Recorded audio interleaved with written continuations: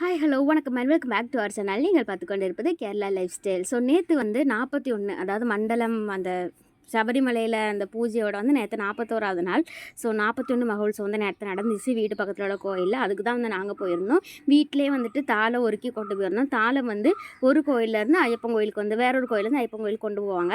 So தாளை வந்து எப்படி எடுக்கிறது அப்படின்னா, நம்ம எதுக்குமே யூஸ் பண்ணாமல் ஒரு பிளேட் எப்போவுமே இருக்கும், சாப்பாடு யூஸ் பண்ணாத ஒரு பிளேட்டு.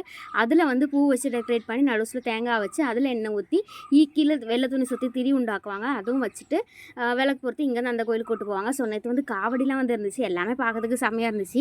காவடி எல்லாமே அவங்க நல்ல ஒரு கோஆர்டினேஷனோட பண்ணியிருந்தாங்க. அதுக்கப்புறமா நேராக பூஜையெல்லாம் முடிச்சுட்டு பஜ்ஜி கடைக்கு போயிட்டோம். எனக்கு எப்போவுமே இங்கே உள்ள திருவிழாவில் முக்கியம் வந்து பஜ்ஜி தான். ஸோ பஜ்ஜியும் காலிஃப்ளவர் பஜ்ஜி அதையும் நல்லா சாஸ் வச்சு சாப்பிட்டுட்டு அப்படியே நேராக பார்த்தா ஐஸ்கிரீம் பண்ண உறுத்துச்சு. ஸோ ஐஸ்கிரீமையும் சாப்பிட்டுட்டு அப்போ பாக்கெட் காலி பண்ணிவிட்டு அங்கேருந்து கிளம்பிட்டோம்.